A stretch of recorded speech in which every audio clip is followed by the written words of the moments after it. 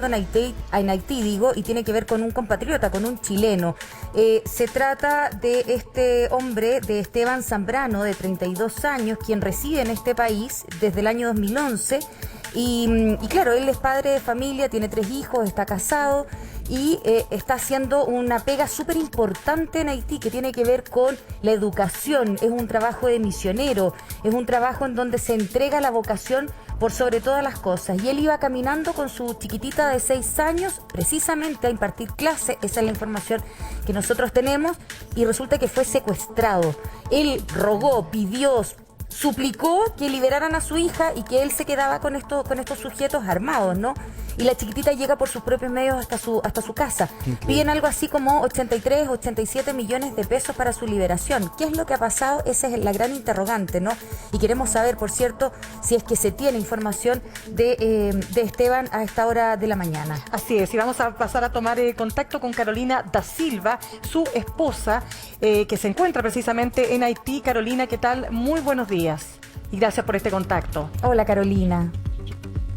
Buenos días. Carolina, bueno, preguntarte cómo está la situación, cuéntanos por favor en qué contexto ocurre esto y qué está pasando con la policía y los últimos antecedentes que se conocen sobre el paradero de tu marido.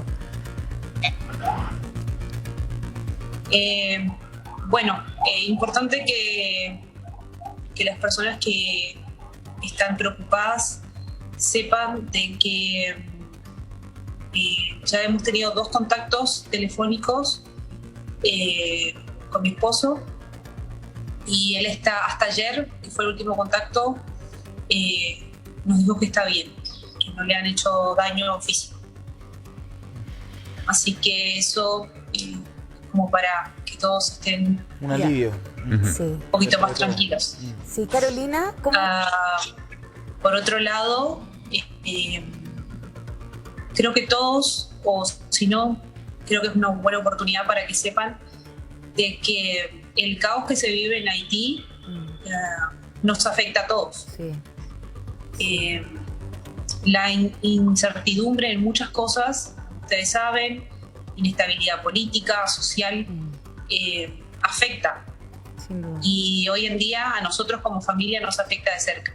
Claro que sí. Carolina, ¿cómo está? Les saluda Ángeles desde el estudio, gracias por estar con nosotros. Nosotros partimos tratando de hacer un resumen de lo que había ocurrido aquel día, ¿no?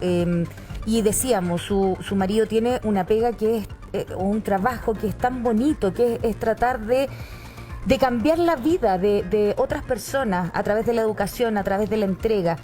¿Cómo sucedió? ¿Cuál fue la cronología de estos hechos? Si usted nos pudiese explicar, y en qué condiciones está su chiquitita de 6 años también, que entendemos llegó sola a la casa. Mi esposo salía a las 2:40 el día miércoles de nuestra casa junto a mi hija. Generalmente sale con mis 2 hijos mayores, porque ellos van a un curso que en el lugar que él dicta cursos de español gratuitos a niños desfavorecidos, y en ese mismo lugar hay otros misioneros que también brindan clases de inglés y de guitarra, que son 2 cursos que nuestros hijos mayores están practicando. Entonces, siempre que mi esposo va a dictar clases, mis hijos lo acompañan. Va con los chicos, claro. El día miércoles, por una situación familiar, donde, yo como la mamá, que soy la que habla el idioma y eso, le pidió a mi esposo que mi hijo mayor se quede.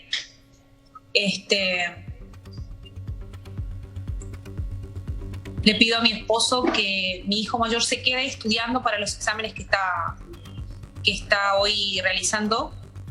Entonces él solamente sale con mi hija menor de 6 años y en el carro, nuestro vehículo personal, y a unos 500 metros de nuestra casa, de donde tenemos el centro educativo cristiano Vástago, es interceptado por 2 personas, 2 hombres que tenían armas, y obviamente retienen el auto, se suben al vehículo, y es ahí donde le piden que él se acueste en el asiento de atrás, y ahí ven a mi hija.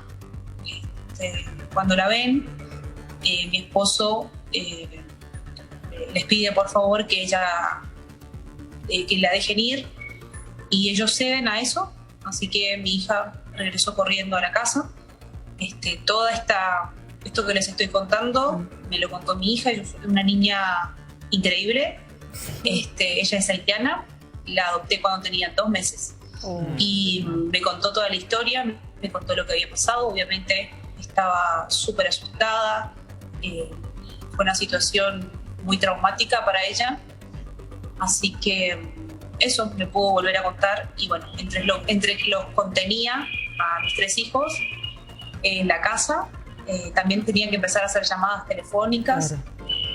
Así que bueno, ahí me empecé a movilizar, pero bueno. Sí, no, es que entendiendo esta historia, sus hijos, uno entiende que los niños cuando viven en un país con un idioma distinto lo aprenden mucho más fácil, ¿no? Pero usted también habla el idioma, habla el creol, entonces para usted ha sido más fácil, comillas, más fácil, ¿no? La comunicación con estos secuestradores, y su hija entendió perfectamente bien qué era lo que estaba pasando. ¿Cuál fue el relato de ella, en el fondo? ¿Qué se supone que le decían estos sujetos? ¿Y por qué a su marido? Si se supone que es un misionero, que no es gente millonaria, todo lo contrario, es gente que trabaja por vocación. Haciendo un aporte por los más vulnerables. Claro. Resulta que culturalmente aquí cualquier persona de color blanca es una persona con poder adquisitivo alto. Entonces, seas misionero o no, puedes ser misionero, puedes ser alguien que está haciendo algo por vocación, pero a la vez puedes tener fuertes recursos, como por ejemplo si eres miembro de una gran ONG o algo. Bueno, en nuestro caso, ustedes saben, Chile y Uruguay no manejan esos niveles, por supuesto, como quizás otros países. Claramente. Así que en nuestro caso somos parte de una fundación que se lleva adelante con el apoyo de muchas personas a fuerza de pulmón. O sea, las personas que nos apoyan a nosotros son personas que venden diferentes cosas, venden hasta comida y eso, y nos envían la ayuda que puedan. O sea, nosotros manejamos un presupuesto súper limitado, lo cual obviamente entendemos que en algún momento es necesario cambiar porque queremos ayudar cada vez más personas. Totalmente. Carolina. Referente a la pregunta que me hiciste de mi hija, sí. Ella fue la que me relató esta historia que yo les estoy contando. Primero me la relató llorando y desesperada, y después con más calma me ha podido dar más detalles de lo que pasó, pero bueno, en resumen es eso. Tampoco tenemos más información y yo tampoco quiero seguir hablando de este tema con ellos. No, entonces que lo que estoy haciendo para su protección y su cuidado es que no hablamos de este tema. Solamente ella, que obviamente ama a su padre, y a cada rato preguntan, ¿no?, cuándo regresa papá. Sí, Carolina. Si los secuestradores le están dando comida y ese tipo de preguntas que son cosas súper válidas por parte de un niño que ama a su papá. Totalmente, no, imagínate, no queremos ni pensar lo que ha sido para ti esta angustia terrible de estas horas. Carolina, la familia de Esteban obviamente en Chile está muy, muy preocupada, y por lo tanto te queremos pedir que te mantengas ahí junto a nosotros, pero tenemos que ir al contacto con nuestro periodista Gabriel Alegría, que se encuentra con la hermana precisamente de Esteban.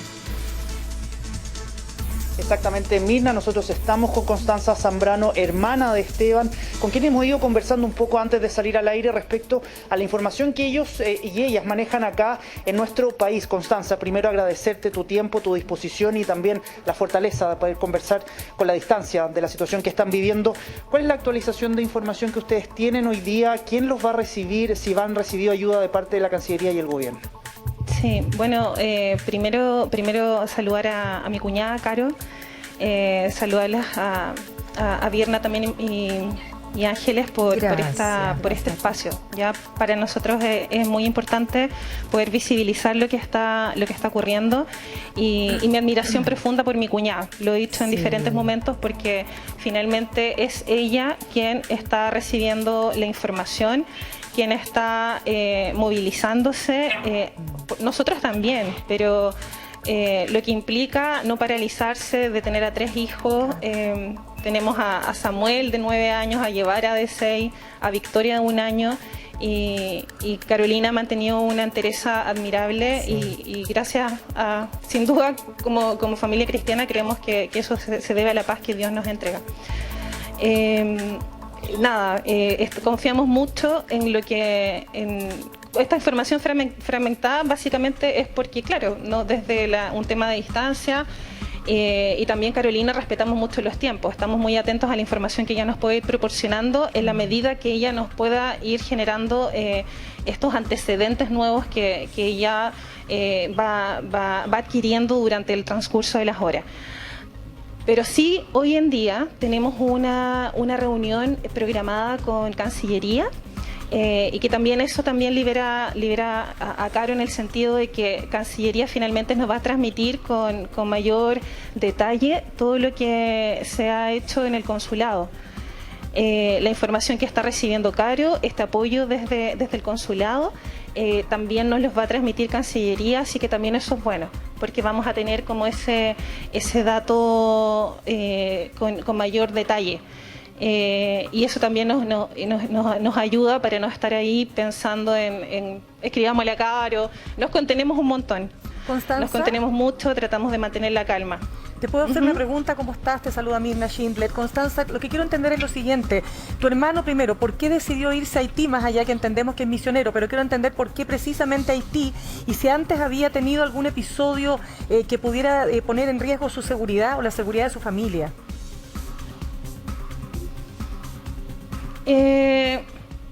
Yo creo que ese dato lo puede entregar Carolina con si habían tenido anteriormente alguna experiencia, porque ustedes saben que la familia siempre va a decir que está bien. Aprovechemos entonces la pantalla, aprovechemos entonces que estamos conectados, Constanza, y habla directamente con Carolina, también aprovechando que están en este medio de comunicación hoy día y que pueden también conversar un poco y contenerse también dentro de toda esta situación. Sí, bueno, con Caro no hemos contenido mucho como familia, Caro. Lo sabemos, ambas lo sabemos, la familia también lo sabe. Y nada, toda la fortaleza que puedas tener en este proceso. Estamos tranquilos porque sabemos de que todo va a salir bien. Esa es la fe que tenemos. También de que se han generado estas instancias para poder mostrar también lo que está ocurriendo, y hemos recibido esta ayuda concreta. No sé si Caro lo comentó, pero ya por lo menos están resguardados por el consulado. Así que también eso es bueno porque salieron del lugar en el que se encuentran. Sabemos de que esto no es un ajuste de cuentas, son grupos organizados. Y que claro, en el transcurso de las horas también nos enteramos, lo que yo le decía, la familia siempre suele decir está todo bien, aunque haya un problema de fondo. Y nos enteramos que lo que estaba comentando Caro, o ya estoy confundida con lo que he escuchado, pero que sentían que había una persecución o que había una persona o personas que los estaban siguiendo, entonces se presumía que algo pudiese ocurrir, pero por un tema, como dicen muy bien Caro, cultural finalmente, porque se asume de que hay dinero cuando no lo hay necesariamente. Carolina, sí. en esa misma línea entonces, claro, ustedes sentían. Y es verdad lo que dice Constanza, uno como familia nunca quiere traspasar los miedos al resto, ¿no? Sí. Sobre todo cuando uno está afuera, uno trata de decir, no, si estamos bien, y como que se guarda esa información. Claro. ¿Ustedes efectivamente habían notado algo raro, sospechoso o algo que los hiciera dudar de alguna situación en particular? Sí, hace ya varios meses, como les decía al comienzo de la entrevista, Haití está inundado por un caos muy grande, y si fueron capaces de matar al presidente en su propia residencia, o sea, ¿de qué seguridad estamos hablando? ¿Se entiende? Entonces, en ese contexto, personas maduras como mi esposo y yo somos conscientes de que estamos en un ambiente hostil, somos conscientes de que estamos expuestos y somos conscientes de que estamos corriendo riesgos. Pero nosotros no vinimos a Haití de paseo. Nosotros vinimos a Haití a hablarle a los haitianos del amor de Dios. Nosotros vinimos a Haití para predicar el Evangelio. Y cualquier persona que me esté escuchando, que haya leído la Biblia, sabe que los hijos de Dios vamos a pasar por diferentes situaciones, como estas y peores. Pero la diferencia de un hijo de Dios es que un hijo de Dios, aunque está angustiado y triste como yo estoy ahora, como Constanza está ahora, sabemos quién está con mi esposo en ese lugar. O sea, esa es nuestra tranquilidad, porque ustedes quizás dicen, pero ¿cómo ustedes están hablando? Entonces, bueno, estamos hablando y somos capaces de transmitirles tranquilidad a ustedes, porque resulta que el creador del universo, nuestro Dios, está con Esteban a donde están los secuestradores. Y nada le va a llegar a mi esposo sin que Dios se lo permita. Carolina. Entonces, esa es nuestra tranquilidad y nuestra base. Carolina. Yo sé que no es habitual hablar así en un programa y les pido disculpas. Para nada, no, para nada. Pero Carolina, es inevitable. No te preocupes. Pero Carolina. Carolina, nosotros... Yo soy súper espontánea y no podría fingir y decirles que hay una energía fuerte en mí que me ayuda. No, en mí no hay fortaleza. Yo soy una mujer súper débil, una mamá desesperada porque quiere ver a su esposo. Totalmente. Pero la fuerza que viene de parte de Dios me da la tranquilidad de saber de que esto no lo estoy controlando yo, no lo está controlando el gobierno haitiano y no lo está controlando el gobierno chileno. Sí, Carolina, nosotros... Sí, todos esos entes están trabajando y juntos estamos haciendo un trabajo extraordinario. De todas maneras. Porque lo que está haciendo Chile aquí con mi familia es extraordinario. Maravilloso. Carolina, somos... Ustedes no están aquí para ver a la cónsul y a los policías trayéndonos desayuno, cuidándonos y dándonos un ambiente súper familiar. O sea, ustedes no tienen idea lo que Chile está significando para mí como ciudadana uruguaya, que no tengo embajada, que no tengo aquí un respaldo, aunque ya me han contactado desde el gobierno uruguayo y van a estar también movilizándose para ser parte activa en este rescate. Bueno. Carolina, lo primero decirte que estamos absolutamente contigo, respetamos y que lindo que la fe además te permita la fortaleza, porque es lo que tú, o sea, tú acabas de decir lo que cualquier persona con fe, ¿no es cierto?, diría, si no es que tú estés blindada del dolor y nada, pero la fe evidentemente te da una fuerza para poder, digamos, sobrellevar este dolor terrible que estás sufriendo, por supuesto. Pero te quiero hacer una sola pregunta porque tengo una duda. Quiero volver al momento en que te llaman, tú logras hablar con los secuestradores. Quiero saber qué te dicen, o sea, porque entiendo que lo que tú señalas, que una persona blanca puede ser considerada para ellos una persona eventualmente adinerada o como se quiera llamar, pero es que cuando te piden $100,000 es una locura de plata, o sea, para cualquier ser humano en cualquier parte del mundo. Entonces yo te pregunto, ¿qué es lo que te dicen? ¿Cómo se da esa conversación? ¿Cuánto rato hablaste con ellos?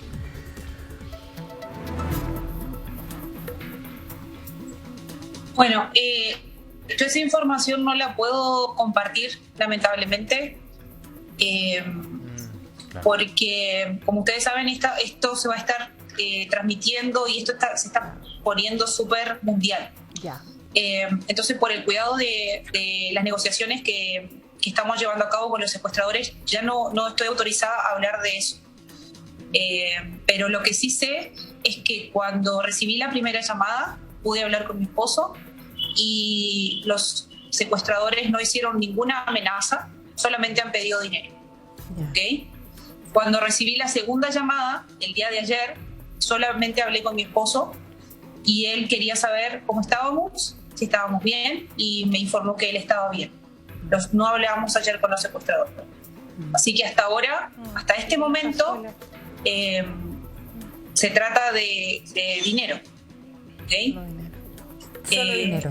No es solo dinero, que es la ola de secuestros que se está moviendo ya hace varios meses.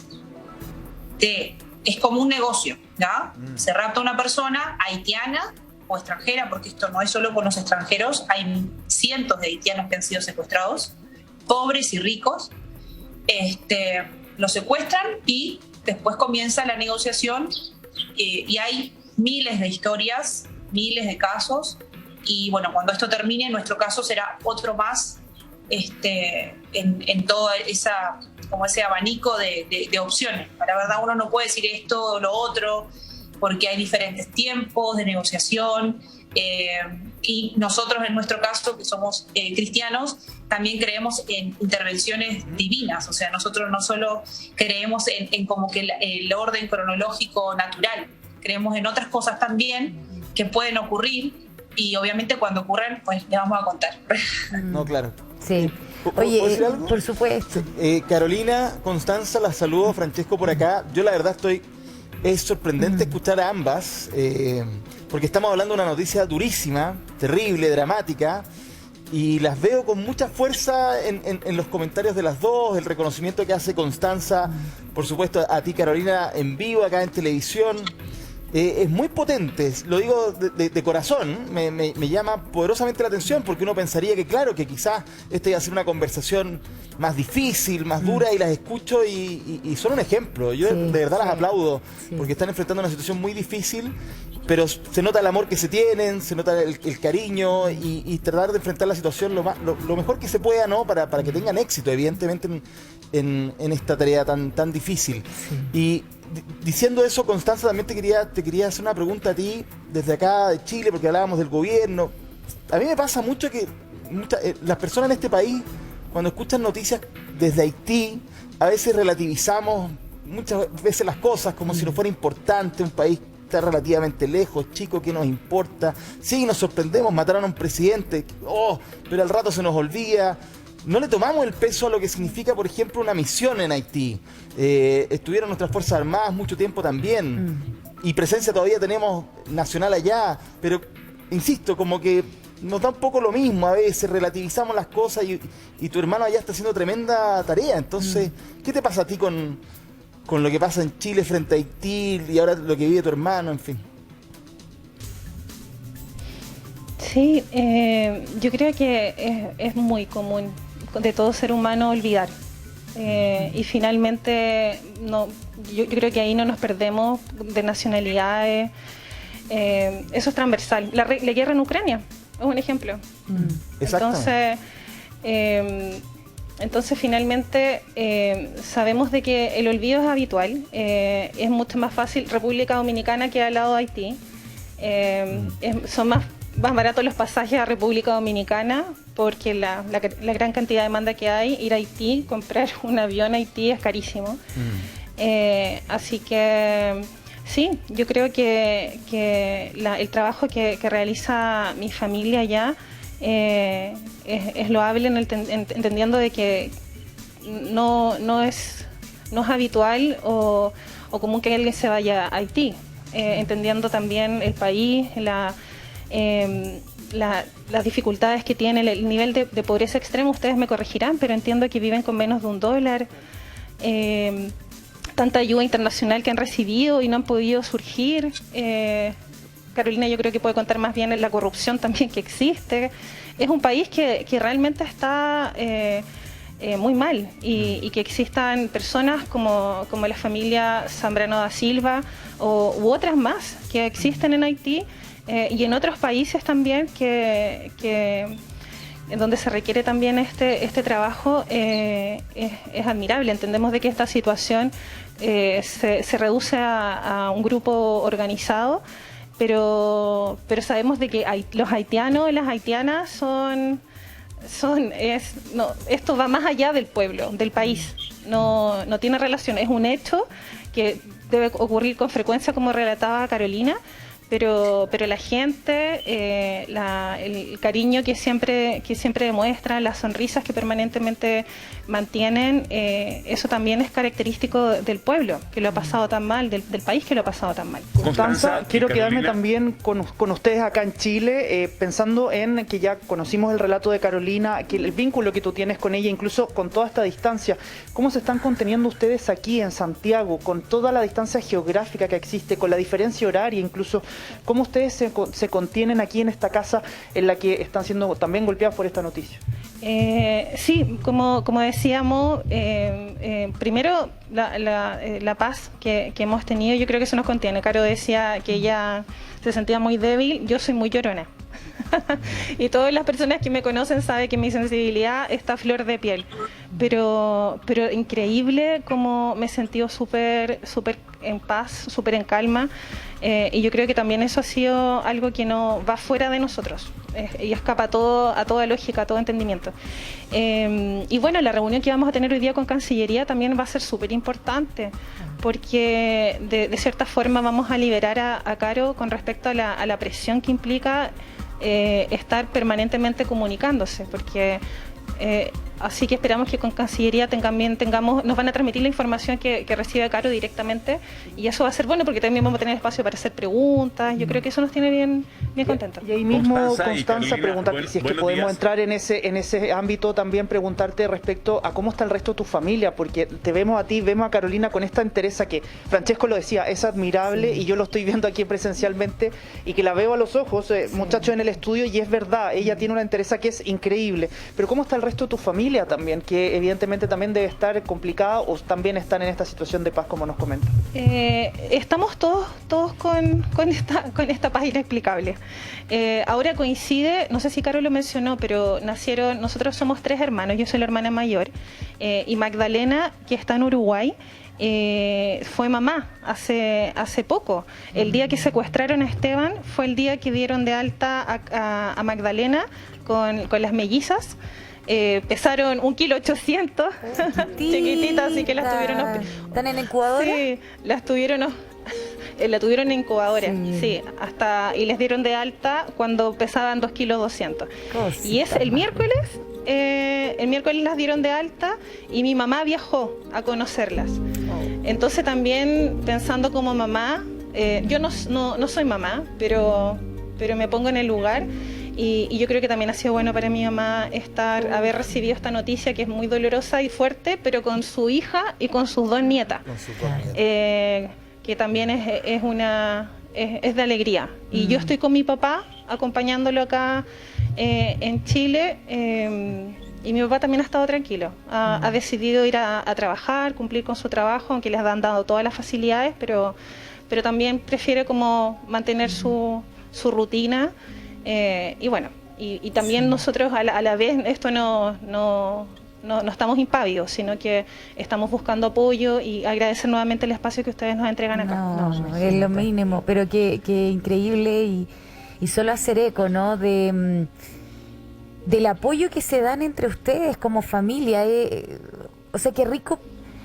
Pese a la noticia tan lamentable, tan triste, tan preocupante y angustiante, el que ustedes se apoyen de esa manera, el ustedes tratar de buscar las respuestas acá en Chile para no agobiar más a Carolina, que además está con sus 3 chiquititos.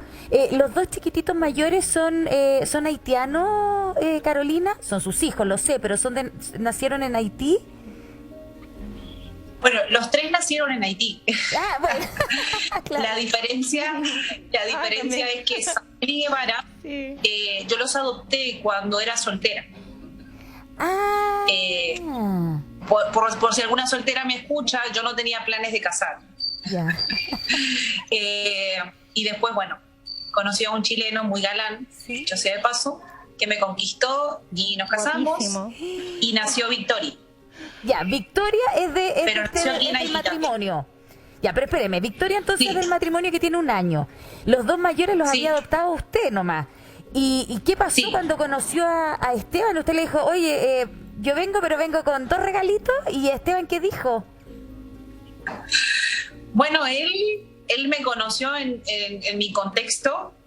Yo en aquel momento era directora de un orfanato aquí en Haití, donde... Bueno, yo vine con 21 años a Haití en el 2012 y fue donde iniciamos un orfanato precioso junto a una obra preciosa que se hace en Uruguay, los Hogares Veraca. Construimos ese hogar y comenzamos a recibir niños. Cuento corto, yo conozco a Samuel y a Guevara como niños del orfanato, pero había un amor muy profundo por ellos. Y bueno, no sé cómo explicarles, pero otra vez le atribuimos a Dios que me dio una capacidad de abrazarlos. Y bueno, más adelante tomé la decisión de adoptarlos. Y bueno, eso ocurrió. Después en el 2018 conocí a Esteban. Él vino a hacer su primera misión en Haití. ¿Ya? Estuvo un mes en el orfanato donde yo era directora. ¿Ya? O sea, usted era la jefa. Como Perdón. yo era la jefa, sí, se enamoró de la jefa. ¿Ya? Y vieron como ustedes saben, mujeres empoderadas que me escuchan, las jefas teníamos que mantenernos La distancia, po. bien comportadas. Pero claro. Claro. Así que con ¿Y dónde se distancia. desordenó? Pero- ¿Dónde se le soltaron las trenzas? Pero, ¿sabes qué pasó? ¿Qué? La primera charla con el chileno estuvimos 6 horas hablando. Ya. Ah, ya, no, Ahí- ese era ahí- amor seguro. ahí listo. Se produjo Ya. el flechazo.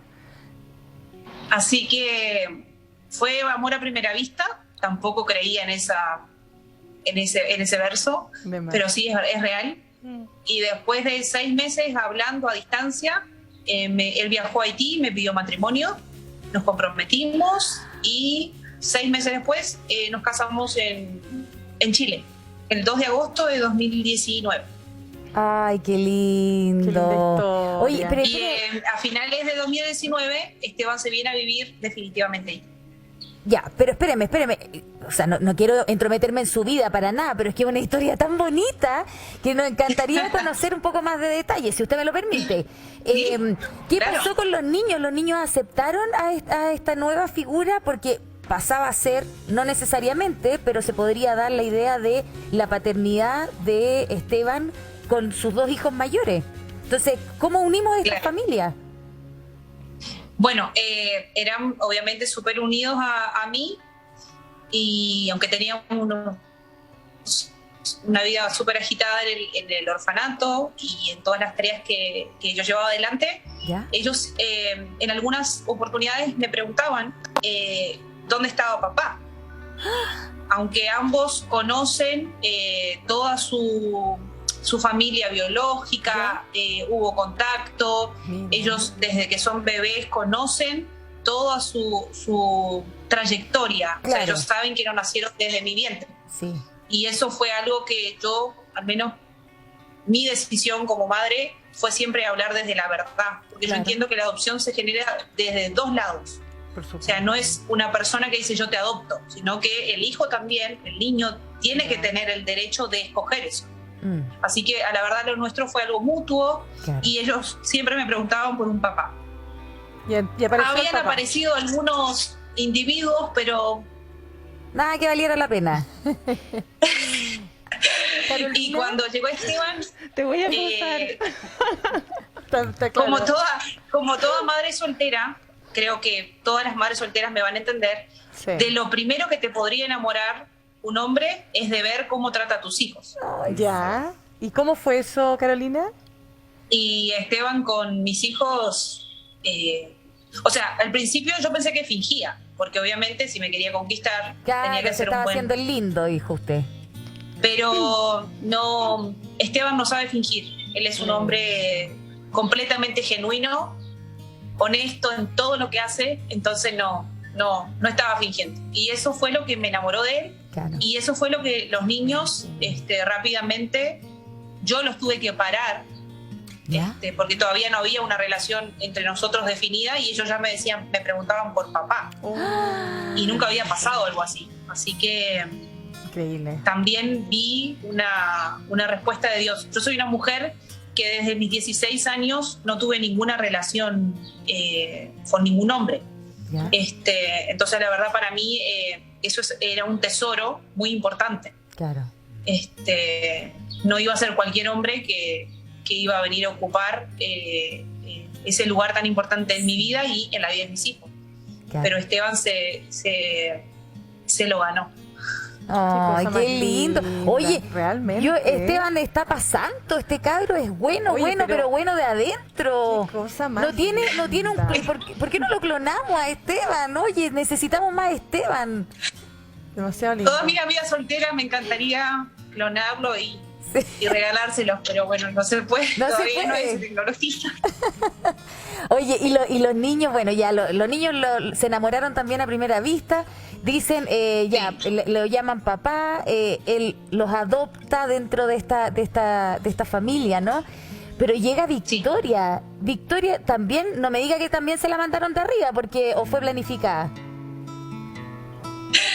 Victoria, nos casamos en agosto, mi esposo vino en diciembre para Haití y yo en enero estaba embarazada. Así que no sé qué decirles al respecto, pero Lindo, mis nada más. hijos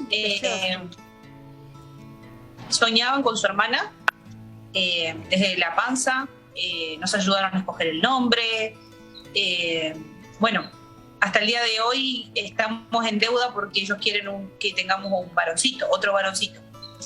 Así que a lo cual me he negado profundamente. ¿Por qué? Claro, o sea, después de 3... Dame un tiempo. Sí, pues, no, con 3 hijos.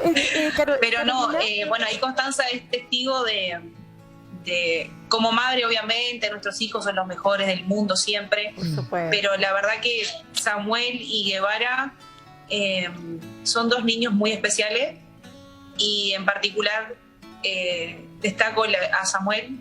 Es un niño que no conozco a otro. Bueno, conozco al Balti, que también tiene un corazón parecido, son niños muy parecidos y no saben cómo cuidan a su hermana, son súper pacientes y bueno, son súper unidos, la verdad, se aman mucho. La mayor obviamente tuvo su crisis en su momento porque era la pequeñita, pero ya ha asumido su rol de hermana mayor de una forma muy buena, así que vamos bien. Carolina, bueno, de verdad que yo me sumo a todo lo que han dicho mis compañeros acá porque es impresionante la fortaleza que no viene de la nada, yo entiendo eso porque la fe, de verdad, yo estoy de acuerdo que la fe mueve montañas.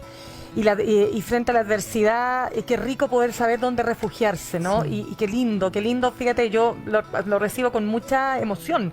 Sí. Me conmueve y te lo digo esto porque la fe, yo sostengo que la fe es una experiencia de vida. No es que alguien te diga, tú tienes que tener fe. No, la fe se adquiere como un proceso de experiencia, lo digo de manera personal, porque así es, yo soy una mujer de fe también. Dicho eso, te quiero preguntar, perdóname Carolina, pero el tema periodístico me llama, ¿no?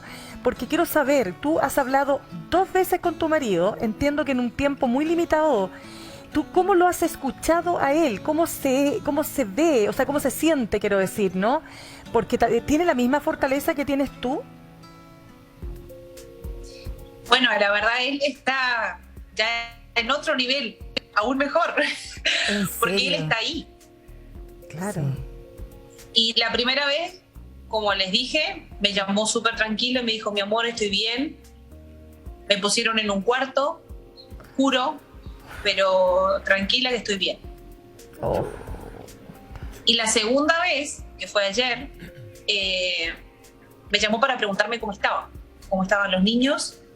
Y otra vez me dijo, estoy bien, no me han hecho daño. Así que lo único que les puedo decir es que mi esposo no está desesperado y él es un hombre de fe también. Él no transmite esa desesperación que eventualmente pudiese sentir. O sea, él está preocupado que si los niños están bien y si usted está bien. Y cuando la llama él directamente, la llama a su celular, la llama a un teléfono fijo. ¿Cómo se genera esa dinámica? O llama a un secuestrador y le dice, tienes, no sé, 30 segundos para hablar con Esteban. ¿Cómo se da? Perdón la pregunta, solo si usted está dispuesta a contarnos eso, ¿no? Puedo hablar como en código, pero no les puedo dar mucha información de cómo se genera eso, pero sí es una llamada directa, telefónica, y en este caso sí se le ha autorizado a él ser el que inicie la conversación. Ya. Así que también creemos que eso no es común, No, para nada.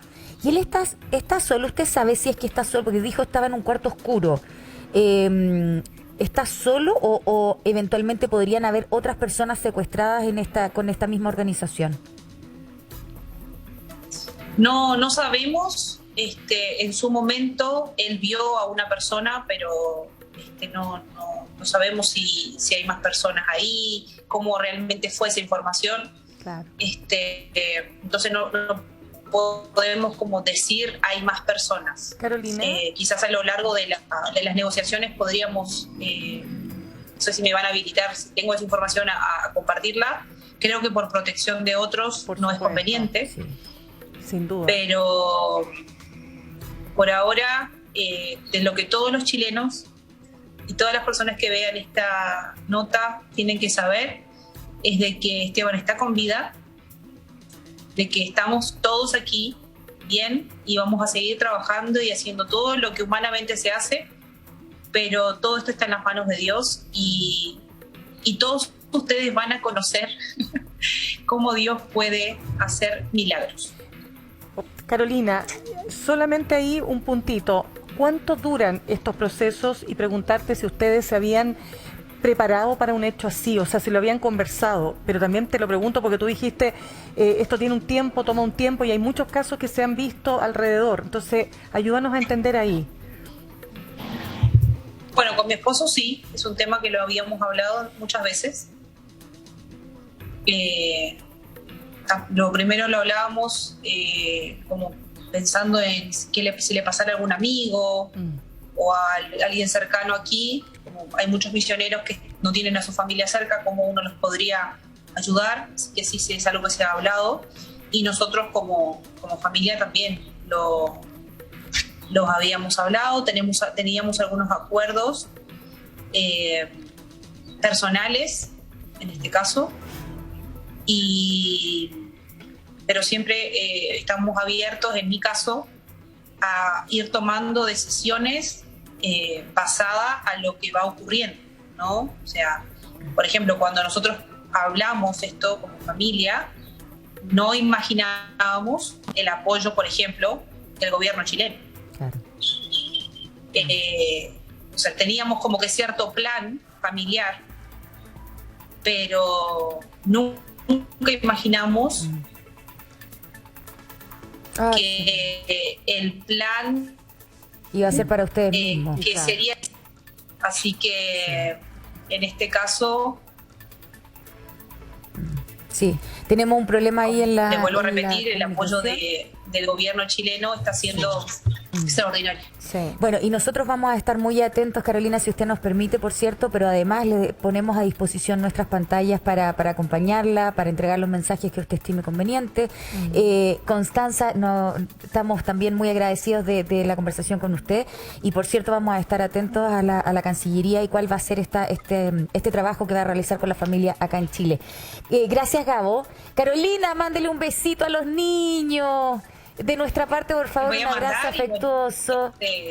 Muchas gracias por haber estado con nosotros. No los traigo para exponerlos. No, pero por nada del mundo. No, bajo ningún sepan que están aquí bien, gritando, saltando, Sí. haciendo mucho desorden. Sí, no, bueno, como todo niño.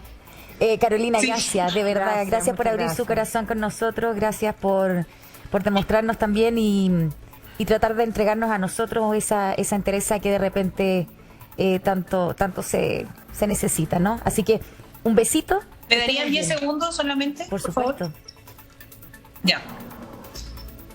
Juan 3:16 en la Biblia dice: pues Dios amó tanto al mundo que dio a su único Hijo para que todo el que crea en Él no se pierda, sino tenga vida eterna.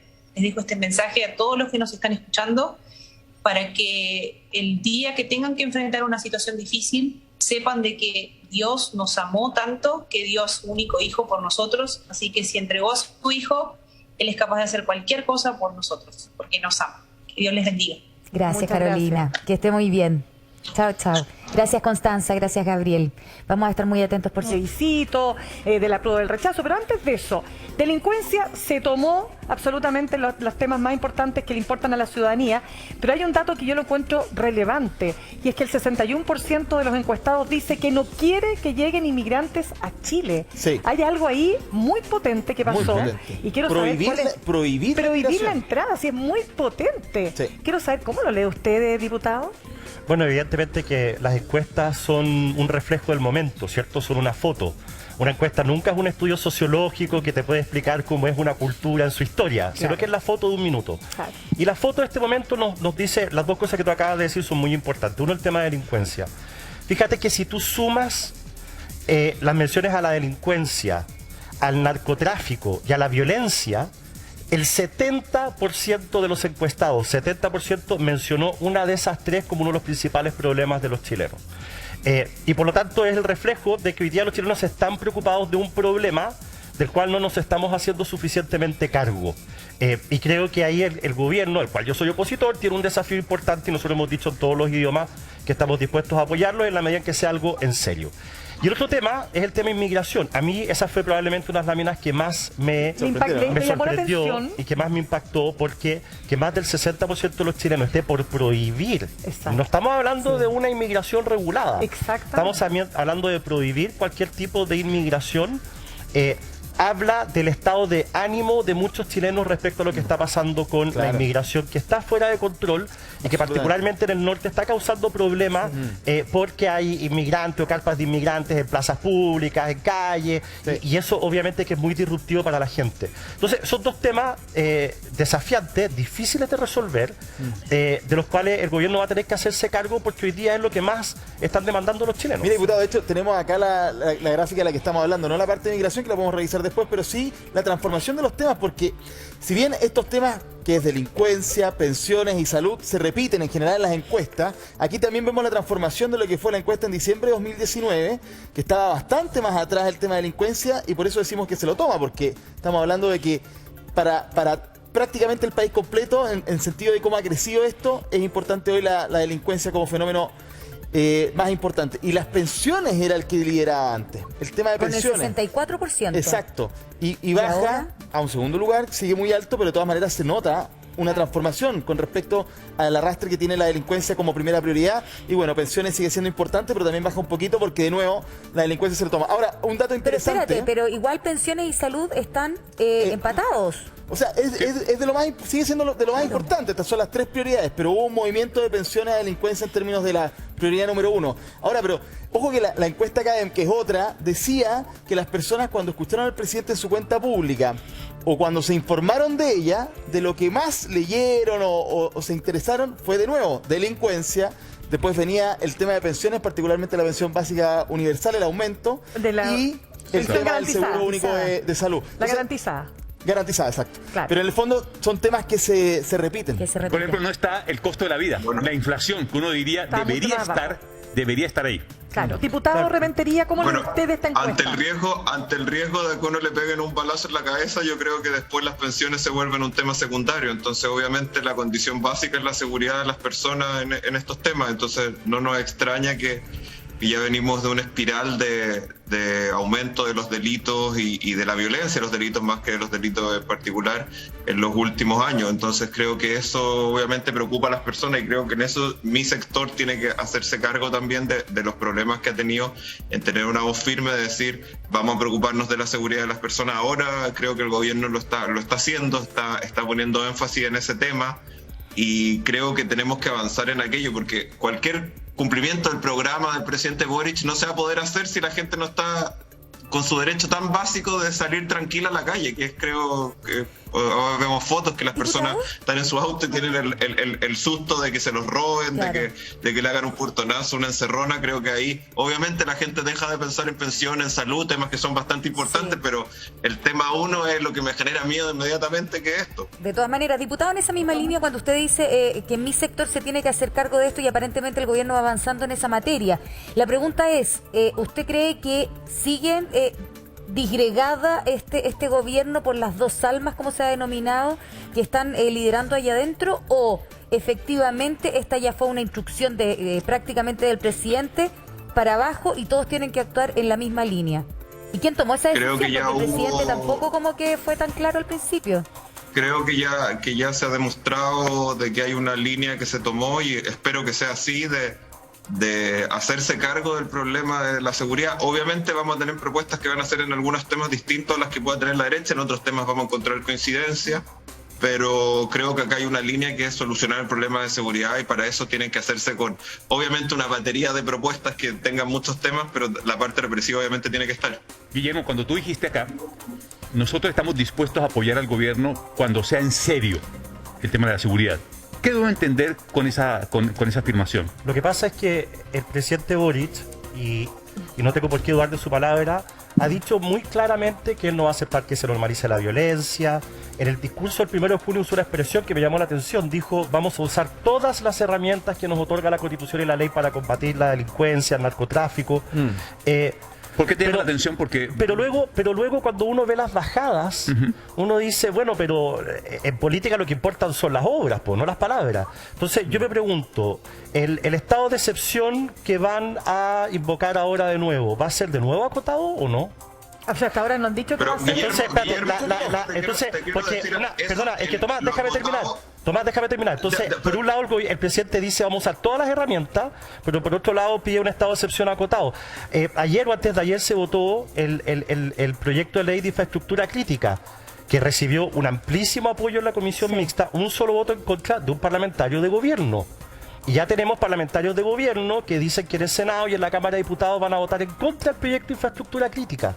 Entonces, uno dice, bueno, yo quiero saber si es que el gobierno de verdad va a hacer carne sus palabras, en cuyo caso nosotros vamos a apoyar esos proyectos de ley, o si simplemente va a hacer este tipo como de anuncios de no vamos a aceptar la violencia, pero no va a hacer nada concreto, en cuyo caso va a recibir nuestras críticas. O se va a poder ordenar a sus filas. Le damos al tiro la palabra, diputado Rementería, pero tenemos que irnos a la calle con Gabriel Alegría. Gabriel. Exactamente, Mirna, justamente nos estábamos acomodando las cosas del matinal en vivo y en directo desde la comuna de La Florida. Estábamos conversando acá con Clara. Ella tiene una visión bien particular respecto a lo que está pasando. Ella es dueña de casa, hoy día se dedica a cuidar a sus nietos, está muy contenta por eso, pero también está preocupada por la situación del país. Clara, comentemos un poco lo que conversábamos antes, la evaluación que usted hace del gobierno, de los políticos y la situación que estamos viviendo hoy día como país. Bueno, yo pienso que esto para mí es algo global, no es algo del gobierno o de los políticos. Yo pienso que esto viene de atrás, de la situación que pasamos, de la pandemia, del estallido social, la pandemia sobre todo, que estuvo muy larga. Fue muy pesada para todos y eso trajo a esto todo. No le echemos la culpa al gobierno ni a los políticos. Creo que vamos a tener que poner todo de nuestra parte para un granito de arena para, no sé, el país salga a flote. Solamente acá no es Chile, todos los países, la guerra. Toda esta situación trae a esto todo. Clara, usted también cuando estábamos escuchando a los dos diputados que están con nosotros hoy día, usted hizo una seña como de asentir cuando hablaban de la delincuencia principalmente. Eso sí me interesa. Yo estoy muy... De noche yo no salgo porque me da mucho miedo. Me da miedo salir con la cartera, a veces salgo con un banano, con lo justo.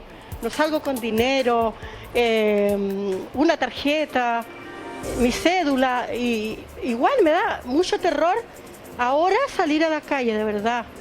Y veo muchos niños en la droga, eso lo veo, me duele mucho porque yo también tengo hijos, nietos, que pueden llegar a eso, ojalá que nunca pase, pero veo demasiados niños en la droga, de verdad, niños jóvenes.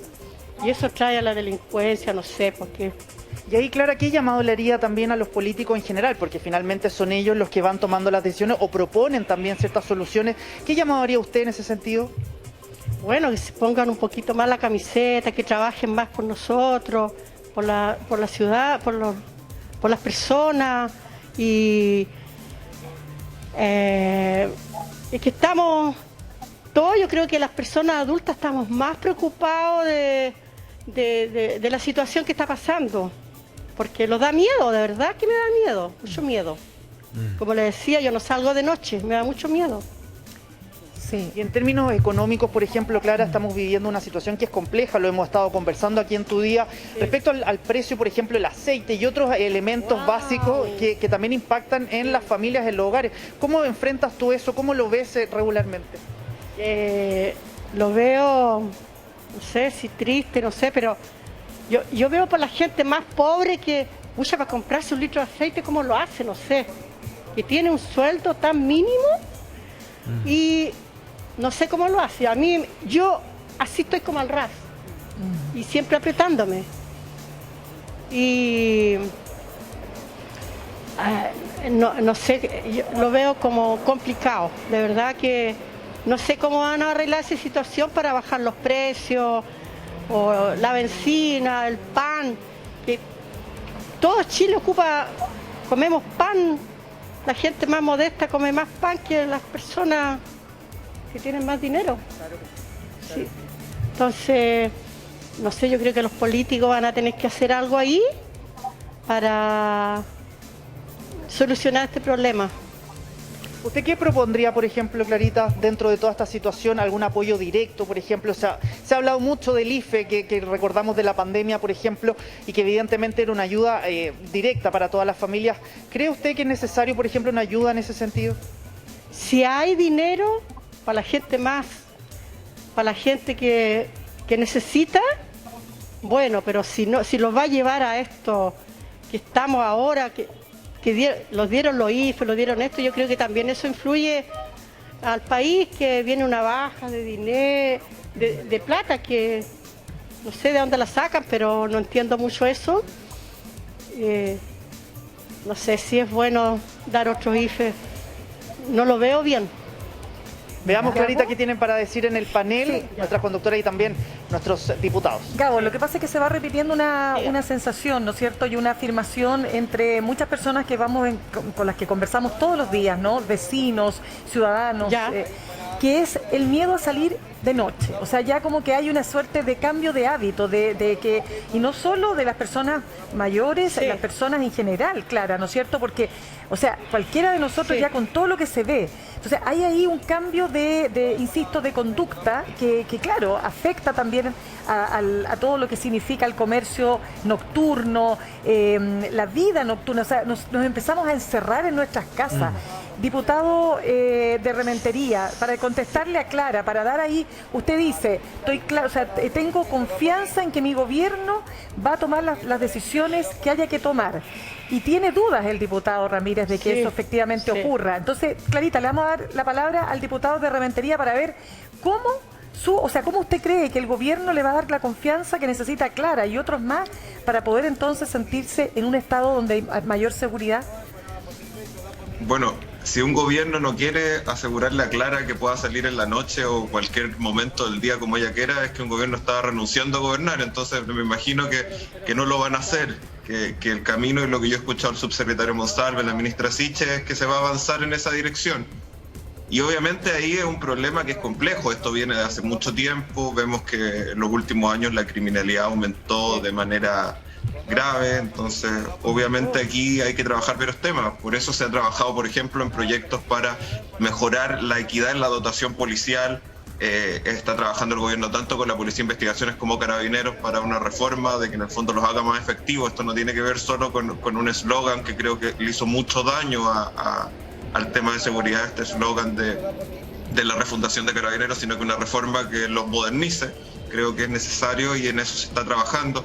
Está trabajando en una serie de temas y también proyectos que van por otro lado. El otro día hablaba, por ejemplo, con el ministro de Energía, que están trabajando con el aumento de luminarias, tener luminarias más potentes, que son cosas que disuaden un poco de eso. Se está trabajando también con el tema de delitos menores que generan más delitos, como por ejemplo los grafitis, los daños a ciertas propiedades. Yo creo que ahí tenemos que avanzar. Yo he hablado con el gobierno y está en esa posición, y espero que Guillermo también la tenga, que no entiendo que pueda haber desconfianza en eso, aún me da culpa de las posiciones que tenía el sector muchas veces. Queremos seguir profundizando en ese punto en particular, pero por favor permítanos, porque está hablando Manuel Monsalve, subsecretario de Prevención, subsecretario del Interior, perdón, y está hablando precisamente a propósito de la situación de la macrozona. Para llevar adelante el compromiso del presidente Gabriel Boric de poder fortalecer la inversión pública en la región de la Araucanía y en la región del Biobío, de manera de mejorar las condiciones de vida de sus ciudadanos.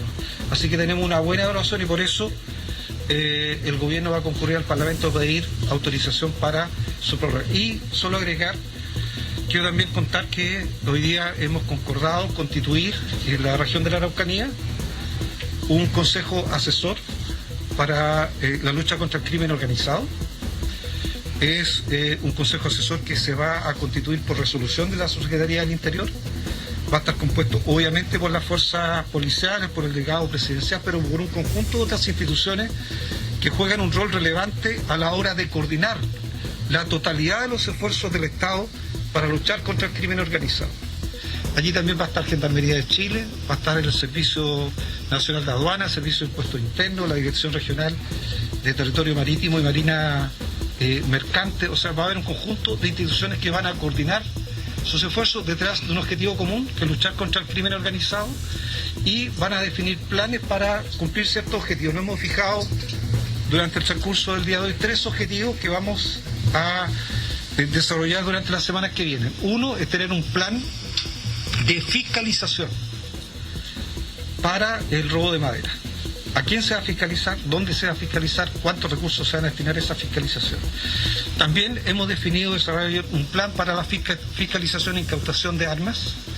Y tercero, obviamente nos preocupa la seguridad agroalimentaria por la importancia que la región tiene en la producción de agroalimentos, y desde esa perspectiva vamos a tener un tercer plan que tiene que ver con darle a la región también seguridad a la hora de la producción agroalimentaria. Por lo tanto, se va a constituir este Consejo Asesor contra el Crimen Organizado, tiene 3 objetivos propuestos, y por tanto seguramente 3 o 4 semanas más vamos a estar en esta región dando a conocer los planes que tenemos en materia de fiscalización preventiva por robo de madera, fiscalización e incautación de armas y también seguridad agroalimentaria. Hola, ¿qué tal? Nos encontramos acá en el tercer piso de la delegación presidencial, donde el subsecretario Manuel Monsalve... Ya, entonces, a ver, acaba de decir o hablar, ¿no? Manuel Monsalve, que es subsecretario del Interior del Consejo Asesor del Crimen Organizado, y son tres patas.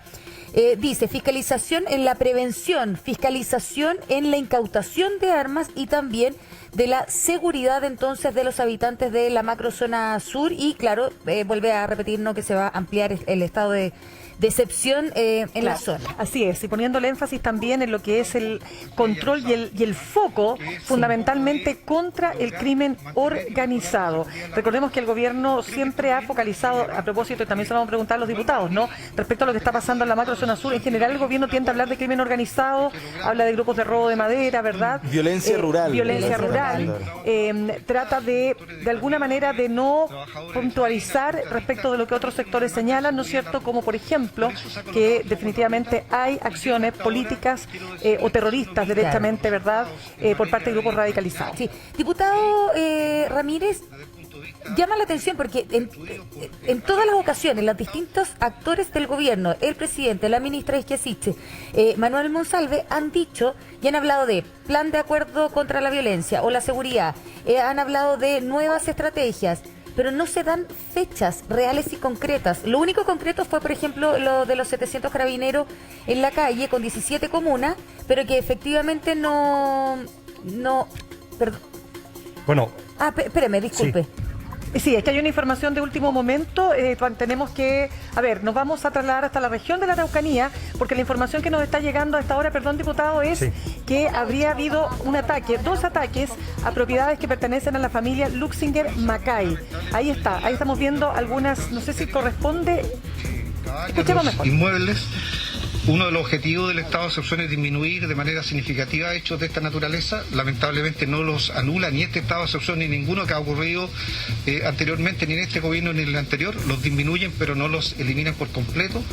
Evidentemente aquí hay una arista que quiero volver a reiterar. Yo, posterior al Comité Policial Ampliado, tengo una reunión con el fiscal regional, y aquí hay una arista muy importante que tiene que ver con la persecución penal. Al final, detrás de un delito hay personas que lo cometen. Y creo que no solo el estado de excepción es la única herramienta, la persecución penal es otra herramienta que nos interesa fortalecer.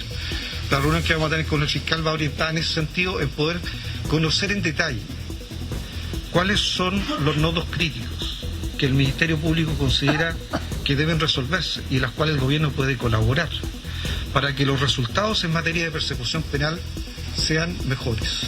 Creo que si hay algo que no podemos dejar que se instale ni en esta región ni en ningún lugar de Chile, es que frente a delitos graves el resultado es la impunidad. Para que no haya impunidad tiene que haber persecución penal eficaz. Y el gobierno no hace la persecución penal, pero está disponible a colaborar. Si hay falencias o hay nodos críticos en los cuales el gobierno puede contribuir y concurrir a colaborar con el Ministerio Público, por supuesto que lo vamos a hacer. Y en ese sentido, el diálogo con el fiscal regional el día de hoy. Ministro, respecto... Gracias, escuchamos entonces al... Importante lo que acaba de decir el subsecretario Monsalve. Francesco Ligardo Mirna, ¿se acuerdan cuando estábamos hablando a propósito de otros temas delictuales, no de la macrozona sur específicamente?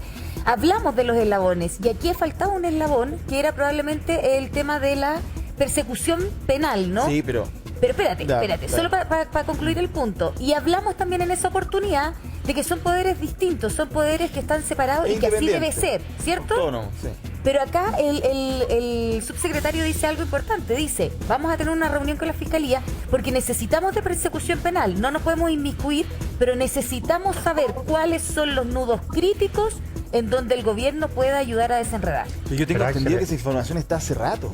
Perdón, Francesco, pero es que... Por eso, pero voy para allá, diputado. Lo que pasa es que hace rato sabemos los nudos críticos que también que tiene el Ministerio Público allí. La cantidad de fiscales, pocos fiscales de alta complejidad, el recurso. Lo tenemos claro. Si el diagnóstico para todos está hecho. Bienvenida a la reunión, pero me parece que hace rato ese diagnóstico tiene que estar hecho, ¿no, diputado? Bueno, y la verdad es que es verdad, son poderes autónomos, uno el Poder Ejecutivo y el otro el Poder Judicial, pero hay cosas que el gobierno puede hacer para ayudar a la justicia. Por ejemplo, este gobierno, al poco andar, después de haber tomado el poder, retiró querellas por ley de seguridad interior del Estado, dejando de manos atadas a la Fiscalía.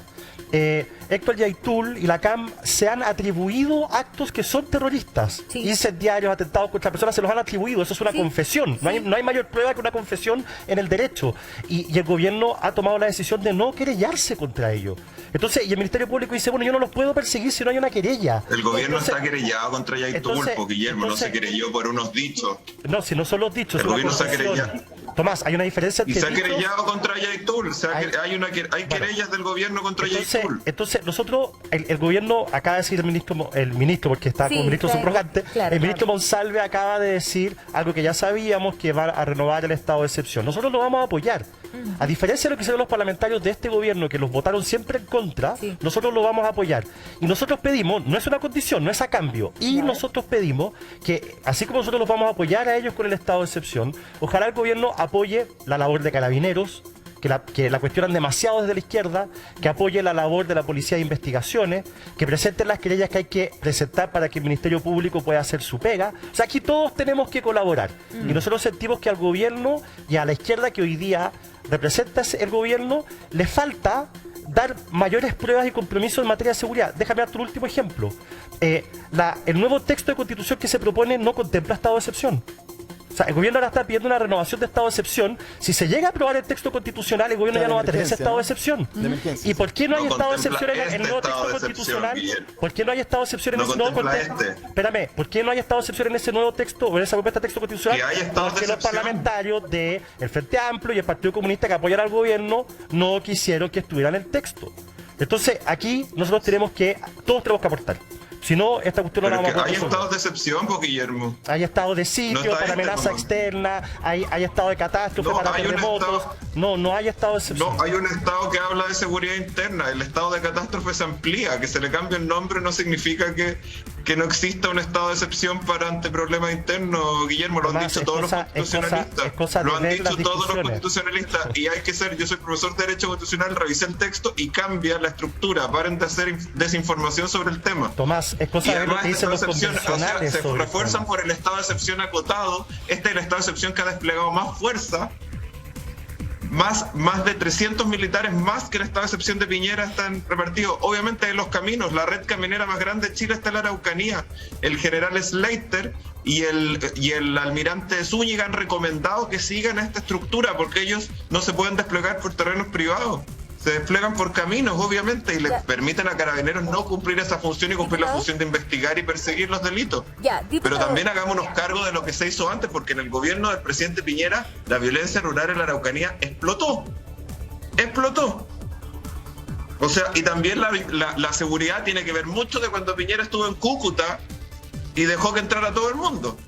Tomás. Así que también hagámonos cargo de que esto no es solo culpa del gobierno y no es solo culpa de la izquierda. Yo me hago cargo, yo hago un mea culpa, Guillermo, y lo hice. Pero ustedes no hacen un mea culpa de nada. Yo lo que no hacen un mea culpa absolutamente nada de lo que pasó en los 4 años de Piñera. ¿Hace algún mea culpa de los 4 años de tu gobierno, del presidente Piñera, donde se dejó la situación de seguridad en una situación paupérrima, la situación de la inmigración desbocada y el conflicto en la Araucanía peor que nunca? Tomás, ¿Haces algún mea culpa de eso? Mira, ¿Haces algún mea culpa de eso? Tomás, yo solamente te voy a decir una cosa. Este es un problema complejo. Ustedes yo hice un mea culpa, tú lo haces. Ustedes como gobierno hoy día se dan cuenta de que es un tema complejo. Imagínate si ustedes no lo pueden resolver con nosotros tendiéndoles la mano y diciendo que los vamos a apoyar, lo difícil que era para nosotros con ustedes remando en contra. Porque ustedes teniendo mayoría en el Congreso... Entonces todo es culpa de nosotros. Ustedes teniendo el presidente mayoría, Piñera no hizo nada. El presidente Piñera lo llevó a la izquierda a Cúcuta. Mira. Guillermo, la izquierda lo llevó a Cúcuta, Piñera. Guillermo, el presidente lo llevó a la izquierda a Cúcuta. Guillermo, el presidente lo llevó a mi sector a Cúcuta. Tomás. Háganse cargo también, porque yo me hago cargo y hago mea culpa. Y digo, mi sector ha tenido problemas, ha tenido mensajes confusos. ¿Tu sector ha hecho algo malo? Tomás, podemos separar las aguas. Después si quieres podemos hablar de inmigración. No tengo ningún problema. Pero hablando de seguridad... tu sector político no solamente votó en contra de los estados de excepción, en contra de infraestructura crítica, control de armas, barricadas, delitos de incendio, robo de madera, crimen organizado, todos esos proyectos de ley. Pero el presidente tuvo un estado de excepción. Tuvo un estado de excepción, que incluso ha sido que ni siquiera le dieron las condiciones materiales a las Fuerzas Armadas para poder funcionar, por ejemplo, en la provincia de Arauco. Y lo sabemos, y eso tiene que ver con mala gestión del gobierno de Piñera. Porque este estado de excepción, Guillermo, te estoy preguntando algo, tu sector no ha cometido ni un error en materia de seguridad en los 4 años que gobernó, porque los 4 años que gobernó son los donde se agravó la situación de seguridad. Porque 4 años antes no era igual. Y también se agravó. Ya, dejemos que conteste el diputado Ramírez, porque ya sabemos el punto. Le pregunta, diputado Ramírez, si usted hace un mea culpa sobre cómo se erosionó el problema tanto en la Araucanía o en la macrozona sur como la delincuencia y la seguridad bajo la administración anterior. Obviamente que la administración anterior no tuvo la capacidad de persuadir a la oposición de que nos apoyaran. Porque al final la gran mayoría de estos proyectos fueron rechazados porque no teníamos mayoría en el Congreso. Rechazados. No hubo proyecto de infraestructura crítica, no hubo ley de antiterrorista, no hubo ley de control de armas, no hubo ley de robo de madera, no hubo, porque los parlamentarios de oposición lo votaron en contra. No solamente eso, cada vez que Carabineros usaba la fuerza legítima, teníamos a la izquierda pidiendo que se le diera de baja, que se le condenara. Vimos el caso del puente de Pío Nono. Entonces, los carabineros, al verse perseguidos por un cierto sector político, no hacían la pega porque se podían meter en un problema. No solamente eso, la izquierda, durante el gobierno del presidente Piñera, del estallido social hacia adelante, gobernaron los 4 años, renunciaron a gobernar, lo mismo que decía, renunciaron a gobernar. Renunciaron a gobernar, Guillermo. Guillermo, no puede ser que toda la culpa la tenga la oposición. Tienen instrumentos legales que no utilizaron. No los utilizaron. ¿Cómo cuáles? ¿Cómo cuáles herramientas? O sea, el trabajo de inteligencia, el trabajo de ejercer la función de persecución del delito, no lo hicieron. El ejemplo clave que tienen es la mala gestión que tuvieron en su manejo de la Araucanía. La mala gestión, eso fue un problema de gestión, tenían instrumentos legales, por eso en los 4 años de Piñera esto empeora de forma radical. Bueno, Tomás, quédate tranquilo. Y tiene que ver porque no eran eficientes para gobernar. Nosotros, a diferencia... No tiene que ver con la oposición, hay cosas que se pueden hacer. El gobierno lo está haciendo con los mismos instrumentos y bajó un 42% la cantidad de delitos con el estado de excepción actual. En el estado de excepción anterior no bajó el 42%, bajó menos, Guillermo, y tiene que ver porque no se hizo bien el trabajo.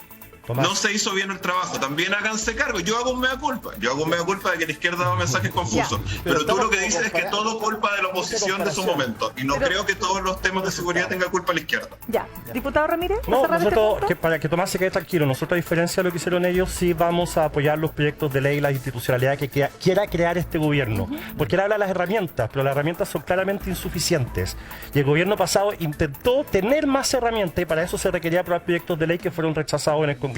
Nosotros no vamos a hacer lo mismo. Nosotros vamos a apoyar a este gobierno. Entonces, al menos este gobierno va a tener algo que el pasado no tuvo, que es ayuda de todos los sectores políticos para poder resolver el tema de la violencia, el narcotráfico y la delincuencia. Bien, yo no quiero dejar pasar un punto, que era a propósito de lo que dijo el ministro subrogante del Interior, subsecretario del Interior también, Manuel Monsalve, y se lo pregunto a usted, diputado de Rementería, ¿qué pasa con cuando dice que se necesita persecución penal, que va a tener una reunión con el fiscal para determinar cuáles son los puntos críticos? Y claro, aquí con mis compañeros uno dice, oye, pero si este diagnóstico está hecho, está sobrediagnosticado, pero resulta que esto puede marcar un precedente también para el resto de las situaciones que se viven y en donde se pone en cuestionamiento el trabajo de la Fiscalía propiamente tal, más que de la Fiscalía, del Ministerio Público. Entonces, la pregunta ¿es necesario que se inmiscuya más en este caso la subsecretaría? Yo creo que ahí la Subsecretaría del Interior tiene una unidad jurídica que debe funcionar en los casos donde el gobierno puede querellarse, que ese retiro de querellas que habló Guillermo con la Araucanía, así que también hay una desinformación sobre el tema, pero en el caso en particular sí hay que hacer algo que se tiene que hacer cargo de este gobierno que no se hicieron cargo antes, que es introducir una reforma significativa al Ministerio Público y dotarle de más herramientas. En eso es un tema que se ha dejado totalmente ajeno al debate de cómo le entregamos al Ministerio Público más recursos, no solo físicos, no solo económicos, sino que materiales también para perseguir mejor el delito. Claro. Tomás, tú tocaste un punto que es focal acá y que tiene que ver con la inteligencia. Si uno revisa hacia atrás, tendría que llegar casi a Bachelet 1, Piñera 1, Bachelet 2, Piñera 2, para detectar que ahí ya hay deficiencia de inteligencia. Entonces, con un recorrido histórico hacia atrás de ausencia de inteligencia, uno supone que va a haber una respuesta contundente y categórica para tener inteligencia de acuerdo a resolver el problema. ¿Entiendo bien, Tomás? Sí. Sí, el ministro Monsalve, bueno, como decía Guillermo, está de ministro, yo hemos conversado con él, con la ministra Fernández, de que en el fondo se va a presentar una indicación sustitutiva, una ley de inteligencia que era muy mala, que presentó el gobierno de Piñera la vez pasada, y que hoy día hay que hacerlo porque hay que reformar nuestro sistema de inteligencia nacional. Lo tenemos, es que no ha funcionado de la ANI, digamos, no sabemos mucho cómo funciona, no entrega información, digamos, está la inteligencia. Tenemos que tener claro que en Chile los militares hacen inteligencia exterior solamente, no inteligencia interior, pero también está la inteligencia de carabineros, de gendarmería, investigaciones, que tenemos que ver cómo coordinarla, cómo llegar a mejor información. El punto es que es muy crítico de la administración Piñera, pero como dice Lidardo, si uno mira para atrás, la administración Bachelet tampoco aquí resolvió nada en ese sentido. La operación Huracán entre medio, harto que desear.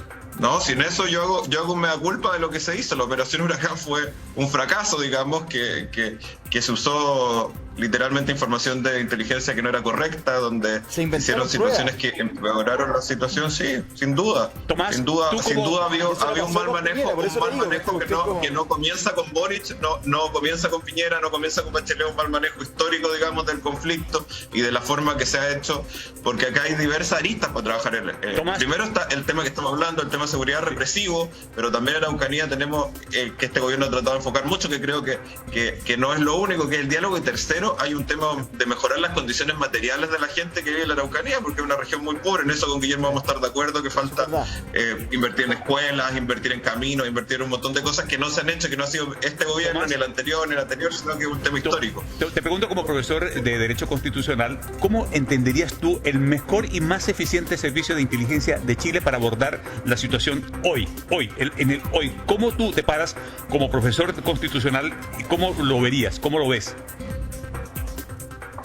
Yo creo que hay que reformar el tema de manera absoluta. Yo estaba analizando porque me gusta eso y he visto, por ejemplo, lo que se hace en Canadá o lo que se hace en Francia. Son dos países que hay un marco europeo de la inteligencia también, que creo fijar temas, porque hay que conseguir un equilibrio que obviamente tiene que existir, que es el equilibrio de que haya un servicio de inteligencia que sea efectivo, filtrarse, que tenga agentes, que tenga recursos, pero también que no se convierta en una policía política, una policía secreta que lo que va a estar buscando es perseguir opositores y que va a estar a la orden del gobierno. Tiene que ser un tema mucho más autónomo y que trascienda un poco a los gobiernos.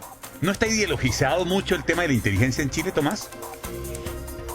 O sea, totalmente hay una cierta pasado oscuro del concepto de inteligencia en Chile, y obviamente a muchos les causa escozor solo escucharlo, porque obviamente nos lleva a la DINA, a la CNI, a pensar eso, pero obviamente la inteligencia que es básica de los estados, y por eso tenemos que mejorar el Sistema Nacional de Inteligencia, que se pueda cumplir ese objetivo, y también sacarle ese estigma negativo que tiene de decir esto está al servicio, que no está al servicio de un gobierno en particular, sino que esté al servicio del Estado de Chile. Claro. Bien, ¿Guillermo? Sí, no, a ver, acá hay que separar dos cosas. Por un lado, cuando hablamos de enfrentar la delincuencia o el narcotráfico, la violencia, el crimen organizado, cada gobierno hay dos cosas distintas. Uno es la institucionalidad, las herramientas. Si el gobierno tiene o no tiene las herramientas para hacer lo que quiere hacer. Y lo otro es la decisión, ¿cierto? Es la voluntad política de querer hacerlo. ¿Hay herramientas?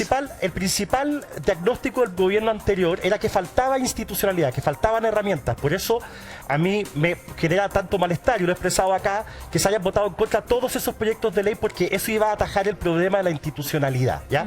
El tema de gestión tiene que ver con decisión. Ahora, en materia de inteligencia, claramente el problema es de la institucionalidad. No están las herramientas adecuadas. Por lo tanto, eso no se puede pasar a la acción. Y por eso no se puede pasar a la acción, y por eso yo en eso sí estoy de acuerdo con Tomás, cuando él dice en materia de inteligencia, esto no es un problema ni de Boric, ni de Piñera, ni de Bachelet, es un problema de la institucionalidad. Aunque tú tengas la voluntad, no tiene las herramientas. Pero de alguien es el problema. Entonces, es de la institucionalidad. Entonces, tenemos que tener la discusión sobre la institucionalidad. Pero le doy un dato, y acá la pregunta es... Un dato. Sí. Por ejemplo, la ANI, según entiendo yo, la Agencia Nacional de Inteligencia, corríjame si no estoy en lo correcto, diputado, tiene algo así como 100 personas. La misma ANI en Argentina son 3.000. Bueno. Entonces, ¿cómo se puede comparar, o sea, cómo se puede tener un sistema de inteligencia si resulta que tenemos un organismo que tiene una deficiencia por de pronto en la cantidad de personas que lo componen? El sistema de inteligencia argentino me da escalofrío. Déjame me da escalofrío con el sistema de inteligencia argentino. Bueno, déjame caricaturizar un poco esto, pero no es muy lejano. En Chile la inteligencia básicamente consiste en revisar redes sociales, en buscar información que está en la web. Entonces, la pregunta que hay que hacer, si hay que hacérsela en serio, es ¿cuántas herramientas vamos a dar? Porque Tomás tiene razón. Uno puede decir, ya, vamos a dejar que intervenga el teléfono. Pero ¿bajo qué condiciones? Porque no puede ser, no se le puede intervenir el teléfono a cualquier persona para después extorsionarlo, por decir algo. ¿Vamos a tener agentes encubiertos, sí o no? ¿Cuánto presupuesto va a haber? Entonces, diputado, cada vez que tú le das herramientas a inteligencia, diputado, tienes que tener cuidado de que no se malucen. Disculpe que lo interrumpa, lo que pasa es que tenemos que tomar contacto con nuestro...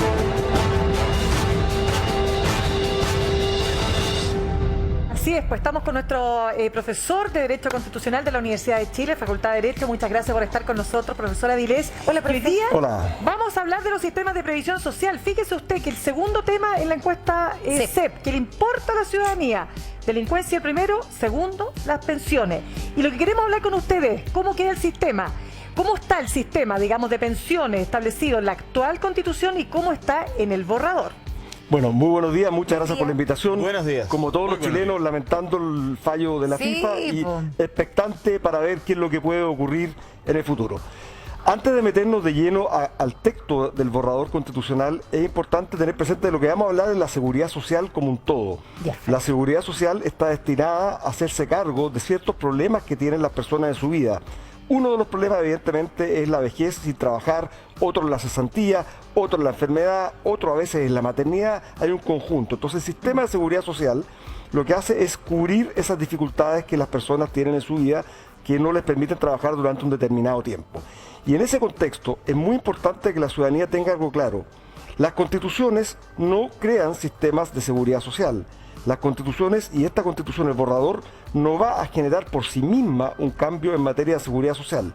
Lo que hace es establecer las bases para que el legislador en los próximos años empiece a elaborar un sistema de seguridad social, y esas bases, por cierto, vamos a ver, son distintas a las actualmente existentes. Le hago un alcance que los especialistas como usted siempre hablan del legislador, entonces muchas personas dicen, ¿qué es el legislador? El Congreso. Claro, por eso que es muy importante que la gente, bueno, piense que a futuro los diputados, la Cámara de Diputados actual va a decidir sobre sus pensiones, así que es muy importante que ustedes elijan buenas personas a futuro, eso es lo que corresponde.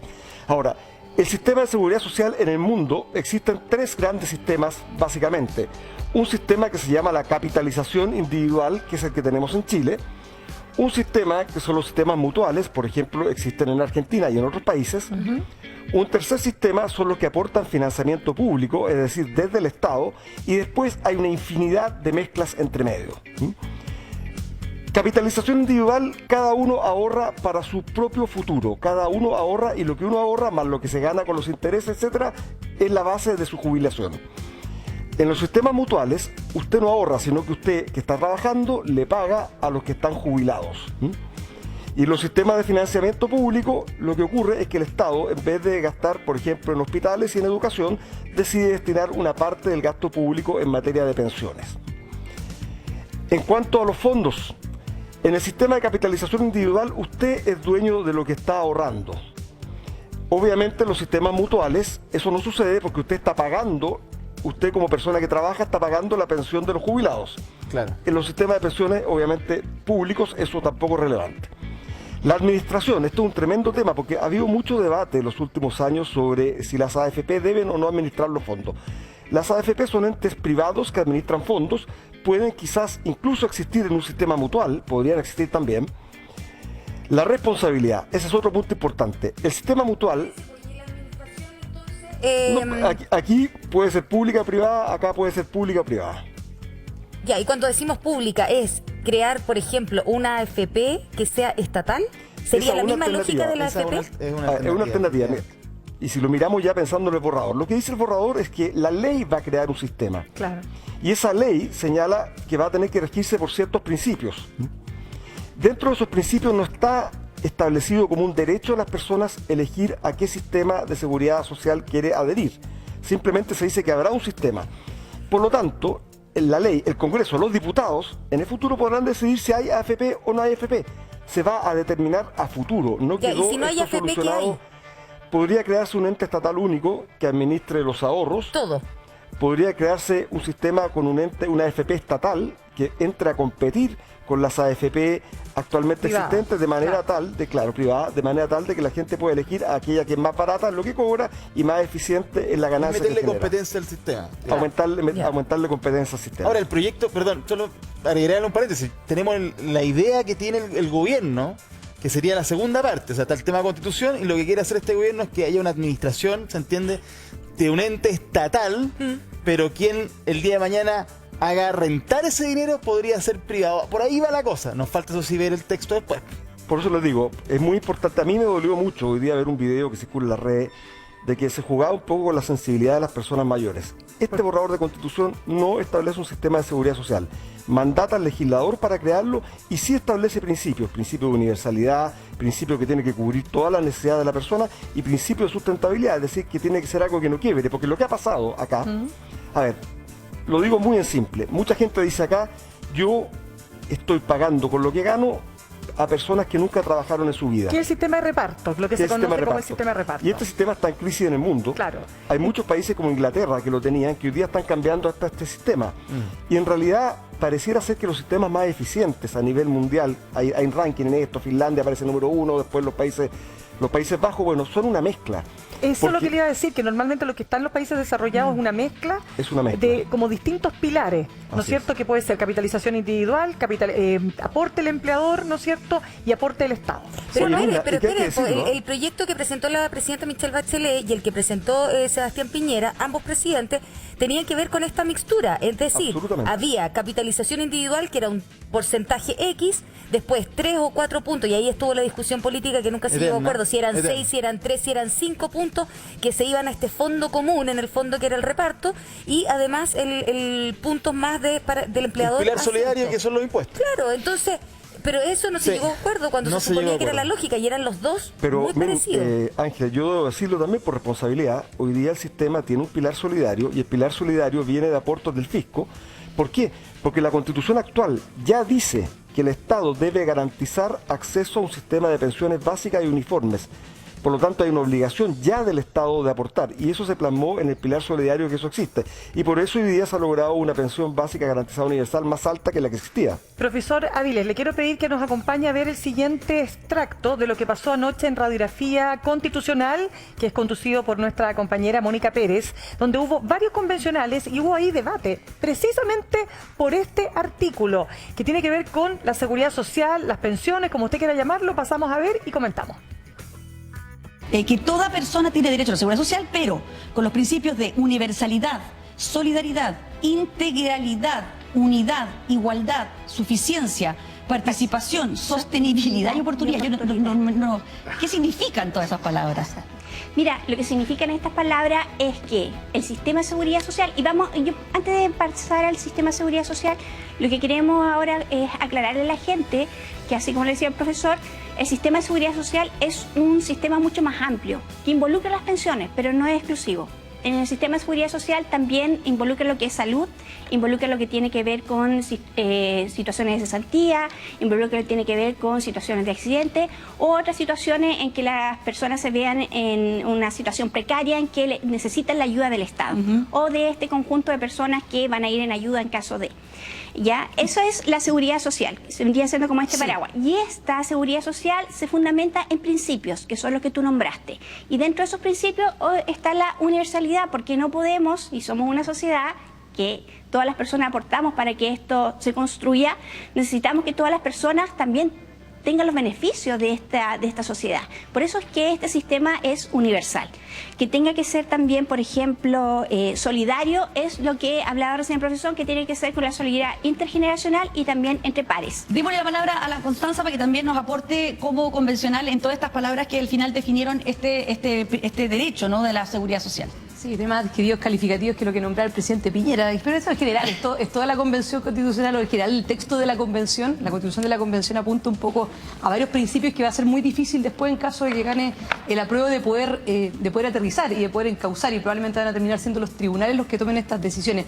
Ahora, yo, en realidad, a mí me da mucha pena la expectativa que se ha creado en relación con el texto, y particularmente con estos temas tan sensibles como son las llamadas demandas sociales, particularmente pensiones, salud y educación. ¿Y por qué lo digo? Porque de hecho lo decía el profesor y también lo decían en la nota informativa. ¿Cuáles son las causales de las bajas pensiones? Un porcentaje de cotización bajo, lagunas previsionales y obviamente también pocos años de cotización o mucha cotización informal. Recordemos que hace poco nomás recién los independientes empezaron a cotizar. Entonces, un sistema de seguridad público que básicamente establece las bases de un sistema de reparto que no funciona en ninguna parte del mundo, ¿va a mejorar las pensiones? Evidentemente que no las va a mejorar. Y lo que es peor, vamos a terminar sacándole más plata a las personas, porque ya no solamente van a tener que financiar con impuestos la pensión básica solidaria o el aporte previsional solidario, sino que además su cotización, que hoy día es un ahorro del cual uno es propietario, o sea, hoy día uno tiene el derecho de propiedad sobre los ahorros previsionales, eso va a dejar de ser así. O sea, de las grandes demandas, y eso te lo dice no solamente todos los encuestas y todos los sondeos, te lo dicen las personas, y particularmente lo vieron muy tangiblemente con el 10%, quieren que ser dueñas de sus ahorros previsionales, no lo van a hacer, quieren que sean heredables, no van a ser heredables, quieren decidir si quieren que una institución pública o privada le administre los fondos, eso no va a pasar, y querían tener una seguridad de que el Estado no les iba a quitar sus ahorros previsionales, y todas esas cosas fueron rechazadas 18 veces en la Convención Constitucional. Guillermo, vamos a ir entonces, esto en el fondo lo que dice la Constitución es que pasamos de uno de capitalización individual a uno de reparto. ¿O no? No dice, eso no lo dice. No, yo creo tal como está escrito, el texto, universalidad, solidaridad, eso es a buen entender pocas palabras. Tal como está escrito el documento, yo creo que abre un espacio bastante amplio para distintas combinaciones y distintas formas que tenga el sistema de seguridad social. En mi opinión, tal como está, efectivamente, cuando se habla de público, no dice estatal. No niega que... pero déjame hablar. No, pero la titular. Es que la convención funcionó mal porque ustedes se interrumpen. Entonces ahora, como estamos en un programa decente, entonces tratemos de conversar para que la gente se pueda informar.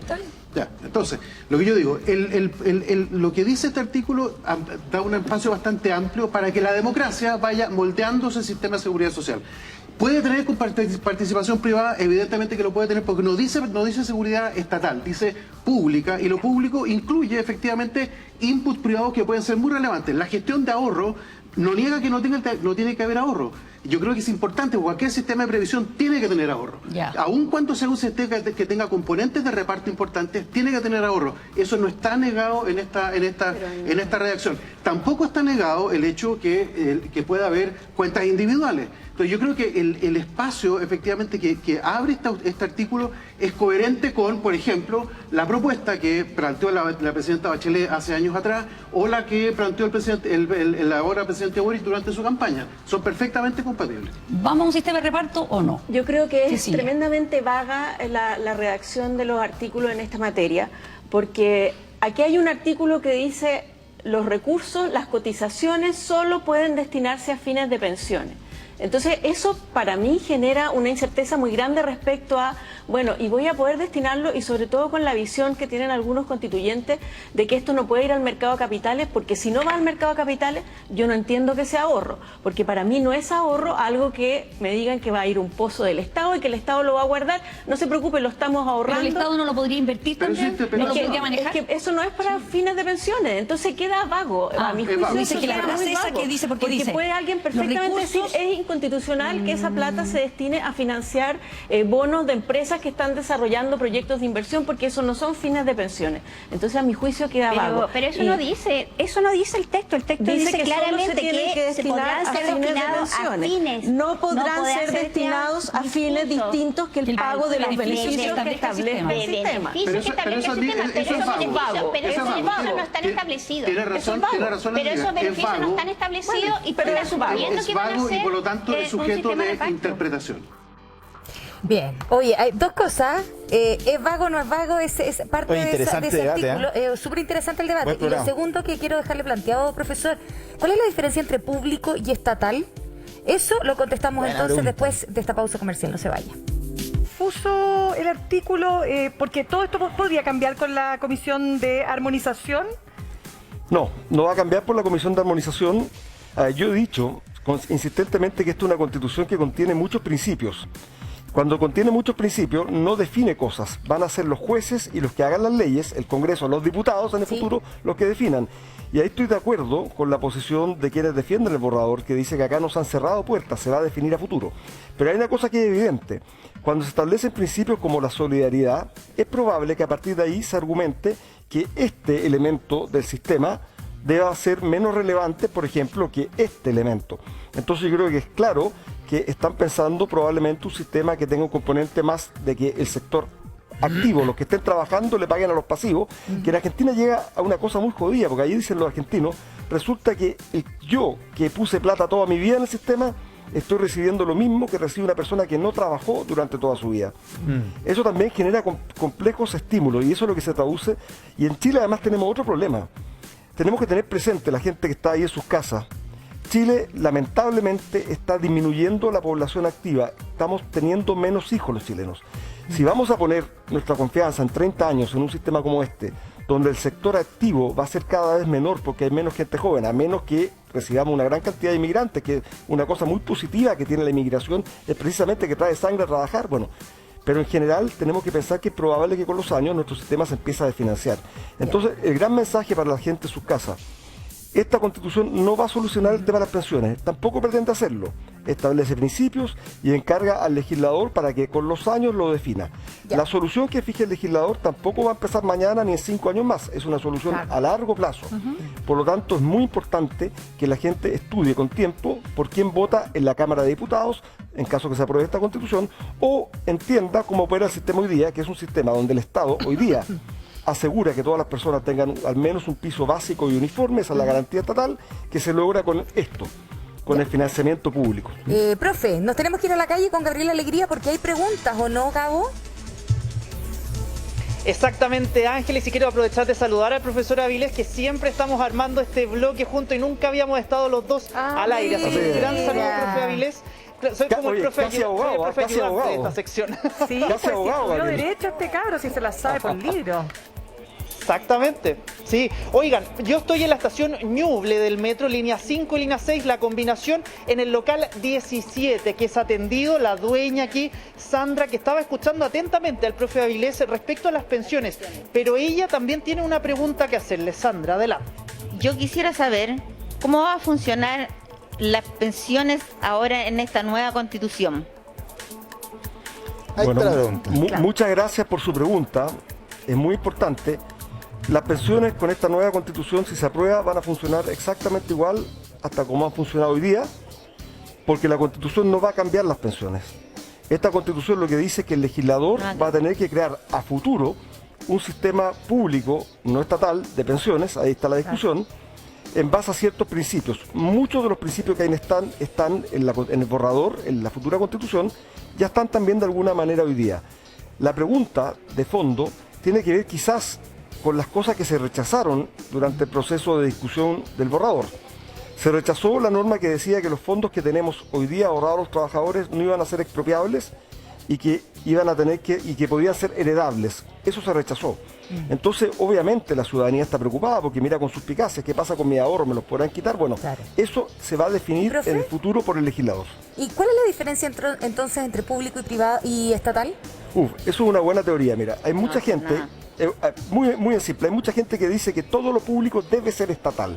Lo público es lo que nos interesa a todos y lo estatal es aquello que es de propiedad del Estado. A todos nos interesa la salud, eso es público. La pregunta es, ¿la solución de salud tiene que además ser dada solamente por hospitales públicos o también puede ser dada por hospitales privados? Entonces lo estatal es lo que es de propiedad del Estado y lo público son los problemas colectivos. Por ejemplo, eso es súper concreto en las universidades. Exacto. Por ejemplo, la Universidad de Chile es una universidad pública estatal. La Universidad Católica es pública, pero no es estatal. ¿No es cierto? No le pertenece al Estado de Chile. ¿Tiene otra pregunta, señora? ¿Otra más que le quiera preguntar? Aprovechemos que tenemos al profesor aquí, Avilés. No sé qué pregunta más hacerles por el momento. Pero, por ejemplo, con lo que decía el profe Avilés de la heredabilidad, si van a ser heredables, por ejemplo, estos fondos. Eso él ya, por lo que dijo, no van a ser heredables. A todos nosotros nos convendría que sí fueran heredables. ¿Por qué motivo? Porque lo poco y nada que tenemos, nosotros no lo vamos a disfrutar en vida. Lo van a disfrutar los posibles que queden de nosotros. Porque la vida en este momento es corta. No es larga como antiguamente. La vida es hoy, dice usted. La vida es hoy. La vida es hoy porque no sabemos. Nosotros, como se dice el dicho, salimos de la casa, pero no sabemos si volvemos. Es verdad eso. Profesor, entre los tiempos que corren. Preguntémosle a la profesora Avilés si se puede, por ejemplo, profesora Avilés, si usted dice que muchas cosas van a quedar determinadas por la ley podría decir que son inexpropiables, porque ojo que la actual Constitución tampoco dice que son inexpropiables los fondos de pensiones. ¿Podría una ley establecer eso y que son heredables? Absolutamente. A futuro la ley podría establecerlo, eso no hay ninguna duda. Pero vuelvo a insistir en que a futuro, sobre la idea del principio de la universalidad y solidaridad que dice la Constitución, es muy probable que este elemento se refuerza. Este tipo de seguridad social y la seguridad social mutual, usted no está ahorrando para usted. Usted está pagando, cuando trabaja, los problemas de otra persona. El Eso es activo al solidario. pasivo, sí. Claro, por tanto, ahí usted está poniendo su plata a un fondo común que se va a pagar inmediatamente la necesidad de las personas. Y por lo tanto, ya no hay nada que ahorrar y, por cierto, nada que heredar. Y eso es la decisión de fondo que tienen que tomar las personas. Un punto muy importante, el sistema de capitalización individual, como la plata va al ahorro y el ahorro las AFP lo invierten, permite, por ejemplo, que haya plata que la gente ahorra para 20, 30 años cuando se jubila. O sea, hay ahorro de largo plazo. Al haber ahorro de largo plazo, los bancos pueden prestar a largo plazo. Y les digo una cosa, eso se traduce en que la gente en Chile puede comprar sus casas a 20, 30 años, cuestión que no en todos los países de Latinoamérica existen y tiene mucho que ver con el ahorro previsional. Alguien habló recién del ahorro de las empresas, los bonos. Bueno, eso es mucho más sofisticado. Usted ahorra 30 años, el banco, la AFP, puede invertir a 30 años dando crédito a una casa. El que construye la casa contrata a los trabajadores, tenemos más trabajo y eso ha sido muy virtuoso para Chile. Entonces yo quiero decir, creo que el Estado tiene que asumir el rol fundamental de dar seguridad social a las personas, probablemente con fondos públicos, reforzando el pilar solidario, pero lo que ocurre en el futuro no debe olvidar la importancia de la responsabilidad personal y el ahorro individual. ¿Qué dice el borrador de Constitución? Eso lo vamos a conversar a futuro. Por lo tanto, yo creo que una persona no debe decidir si vota apruebo o rechazo pensando que al día siguiente le van a mejorar la pensión. Eso no es así. Eso no tiene que ver con el borrador. Bien. Gracias, profesora Avilés. Que esté muy bien. Gracias por esta conversación. Gracias, Sandra. Un besito, que le vaya bien. Saludos a Gabo también. Nos reencontramos.